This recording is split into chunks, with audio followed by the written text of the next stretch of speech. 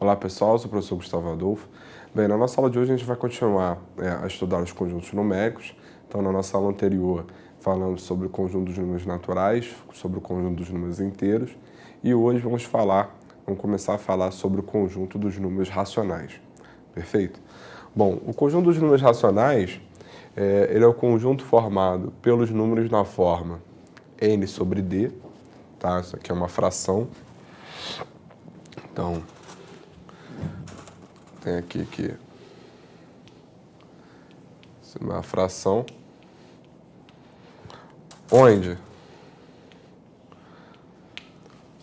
o nosso numerador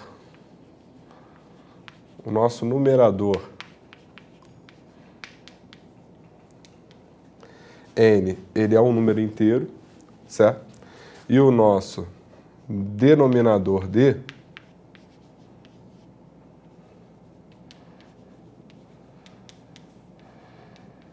ele é um inteiro não nulo, tá? Lembrando sempre que o que n sobre d representa, isso aqui representa n dividido por d. Tá? Então, o que essa fração representa nada mais é do que uma divisão. Tá? Bom, quando a gente divide, então temos vários exemplos de frações, né? Ocorre que, para certas situações, né, para certas frações, quando o MDC entre o numerador e o denominador é igual a 1, né, isso a gente diz que a fração é irredutível. Então, por exemplo, 3/4 é uma fração irredutível, né, uma vez que o MDC entre 3 e 4 é 1. Né, eu tenho também 7/5, né, é a mesma situação, e por aí vai. Né, ou seja, você não consegue simplificar, ou seja, você não consegue diminuir o tamanho, né, o valor, né, do numerador e do denominador proporcionalmente. Quando isso acontece, ao você efetuar essa divisão, a gente obtém números que são chamados de números decimais, certo? Bom, desses números decimais, a gente tem duas categorias. A gente tem os números decimais exatos e tem os números decimais que são inexatos, tá? Os números decimais exatos são aqueles que possuem um número limitado de algarismos na parte decimal. Então, por exemplo, se eu pego 1 sobre 2, 1 sobre 2 era igual a 0,5, certo? Por quê? Se você vai lá no seu rascunho, né, pega 1, divide por 2, né? Então, 1 dividido por 2 dá 0. Aí, para você continuar a divisão, você inclui o 0 aqui. E 10 dividido por 2 dá 5, resto 0. Por isso que 1 sobre 2 é igual a 0,5. Então, repare que isso que está à direita da vírgula é o que a gente chama de parte decimal do número. Certo? E ocorre aqui que, nesse caso aqui, essa parte decimal aqui contém, né, possui um número limitado de algarismos. Então, para isso, com números com essa característica, é o que a gente chama de números decimais exatos. Um outro exemplo também, digamos 7/5. 7/5 ele é igual a 1,4. Né? Por quê? Né? Vai lá no teu rascunho, pega 7 e divide por 5. Dá resto 2. 2 dividido por 5 dá 0. Né? Quer dizer, daria 0. Então, para você continuar a efetuar essa divisão, você inclui o 0 aqui. E 20 dividido por 5 dá 4. Resto 0. Então, é por essa razão que 7 sobre 5 é igual a 1,4. Então, repare que, na nossa parte decimal, o que a gente tem é o quê? A gente tem um número limitado de algarismos, certo? Não apenas um, você pode pegar outros casos em que aparece mais de um. Né? Não necessariamente vai sempre aparecer um. Tá? Nesses dois exemplos é que eu peguei aparecendo um. Tá, e quando acontece nos casos inexatos? Bom, isso que a gente vai ver agora.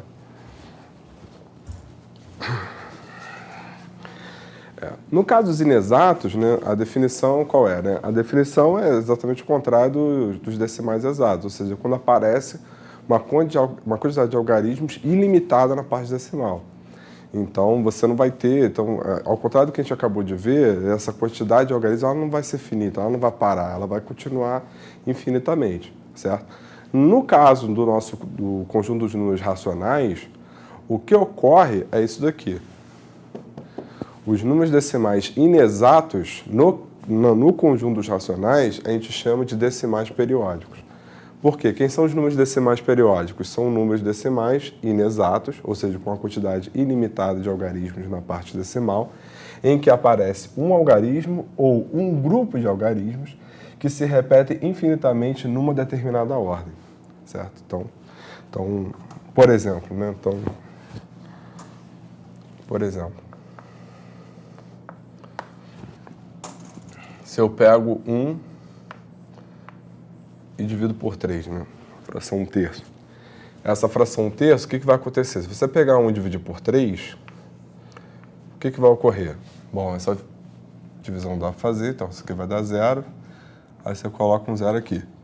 Aí 10 dividido por 3 dá 3, resta 1, né? Porque 3 vezes 3 dá 9. Aí você vai incluir um novo 0. Isso vai dar 3, resta 1. 3, resta 1, e assim vai. Ou seja, então, esse 1/3 ficou o quê? Ficou 0,333, etc. Então, repare que aqui, primeiro, algumas observações. Para começar, esse 1/3 é o que a gente chama de fração geratriz, ou seja, a fração que gera a dízima periódica.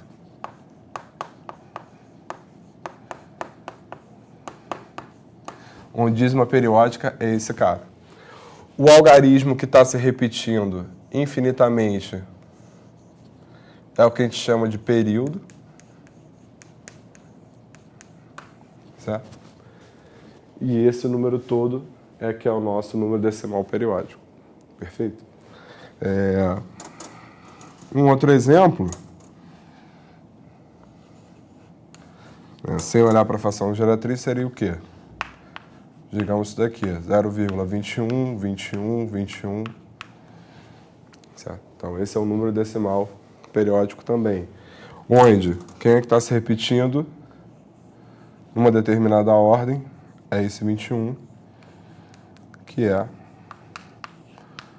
o nosso período. Certo? Ah, Gustavo, o que me garante que aqui no meio não vai mudar nada? É uma pergunta que você poderia me fazer. A questão toda é que, quando a gente escreve essas reticências, é aquele papo que a gente teve já anteriormente, né, em outras aulas, subentende-se que, daqui por diante, vai seguir o mesmo padrão do que chegou até aqui. Né, a mesma coisa. Quando eu escrevi o conjunto dos números naturais, eu não escrevi todos, até porque isso é impossível. Né? Eu escrevi os 4 primeiros e coloquei reticências, ou seja, dali por diante segue-se o mesmo padrão, ou seja, eu estou sempre acrescentando 1 para chegar no número anterior. É a mesma coisa, por exemplo, se eu começo a escrever os números naturais pares, 0, 2, 4, 6, 8, 10, vírgula, reticência. O que isso significa? Que dali por diante você está seguindo todos os naturais pares também. Né? Você vai pegar todos seguindo a mesma ordem. Certo? Então, é por essa razão que essas reticências aqui, né, me garantem que não vai mudar nada no meio do caminho, porque subentende-se que isso ocorre. Tá? Mas você pode escrever isso aqui também da seguinte maneira. Ao colocar uma barra aqui em cima, o que você está dizendo com isso aqui é que o 21 vai se repetir daqui por diante. Da mesma maneira, eu posso escrever isso aqui também. Então, 0,3 barra significa o quê? 0,33333, etc. Certo? Bom, um outro exemplo, digamos, seria isso daqui. 1,23444.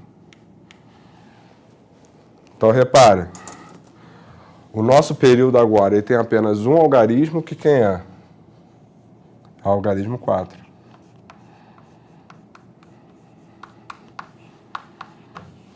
Certo? Isso aqui, então, você pode escrever como 1,234 barra. Porque você está indicando que apenas o 4 está se repetindo. Tá? Repare que eu tenho aqui na parte decimal 2 números que não fazem parte do período. Então, quando eu tenho pelo menos um número pelo menos um algarismo que não faz parte do período da dízima, isso daqui a gente chama de dízima periódica composta. Quando a gente tem apenas os algarismos do período na parte decimal, é o que a gente chama de dízima periódica simples, que é o caso dos 2 primeiros exemplos.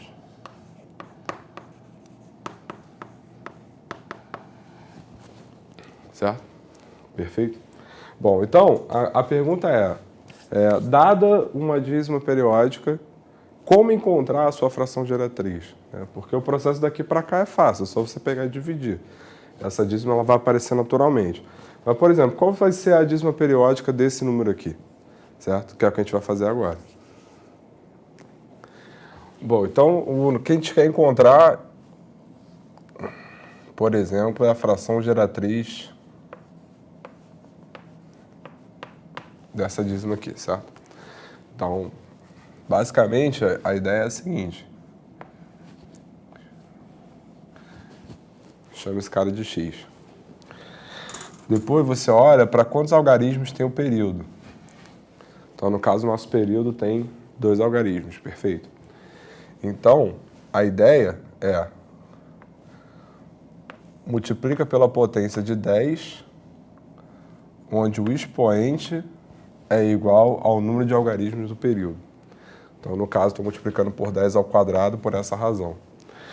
Então, o que vai acontecer? Vai ficar 100x igual a 21,21, 21, 21, etc. Ah, Gustavo, tem um 21 a mais aqui, você andou com a vírgula para cá. De fato não, né? Porque nessas reticências tem outro 21 aqui, né? Então fica tudo igual. Bom, isto feito, o que a gente faz é pegar o de baixo subtraído o de cima. E aí o que vai acontecer? Eu vou ter 100x menos x, 99x. 21 menos 0, 21. E 21, 21, 21, menos 21, 21, 21, vai embora. Então, o que a gente ficou foi com x igual a 21 sobre 99, que se você preferir, você pode simplificar por 3 e vai dar o quê? 7 sobre 33. Então, essa fração aqui que a gente encontrou é a fração que gera essa dízima. Então, se você pegar 7 e dividir por 33, o que você vai encontrar vai ser 0,21, 21, 21, etc. Isso a gente fez para a dízima periódica simples. E no caso da dízima periódica composta, como a gente colocou ali, né? Então, se fosse 1,2, 3, 4, 4, 4, etc. Aí como é que a gente faz? Bom, o raciocínio é análogo. Primeiro, o que a gente precisa fazer? Transformar isso numa dízima periódica simples. Para isso virar uma dízima periódica simples, essa vírgula tem que estar aparecendo aonde? Tem que estar aparecendo aqui. Porque o que tem que estar na parte decimal são apenas os algarismos do período, certo? Bom, mas para essa vírgula parar aqui, a gente tem que multiplicar então por quem? Por 100. Então isso aqui ficou 100x igual a 123,444, etc. Certo? Bom, e agora? Quantos algarismos tem o nosso período? 1. Então, eu vou multiplicar isso daqui por quem? Por 10 elevado a 1. Então, isso aqui vai ficar como? 1000x igual a 1, 2, 3, 4, 4, 4, 4, etc. Bom, e o processo agora qual é? Pega esse de baixo e subtrai esse de cima. Aí eu vou ter 1000x menos 100x, 900x. Esses infinitos 4 vão embora. E aqui eu vou ter o quê? Aqui eu vou ter 1.111. Então, o x é igual a 1.111 dividido por 900. Então, essa aqui é a nossa fração geratriz. Se você dividir isso por isso, você vai encontrar esse valor inicial. Perfeito? E aí, só para título de curiosidade, né, meio para casa, sugiro você tentar encontrar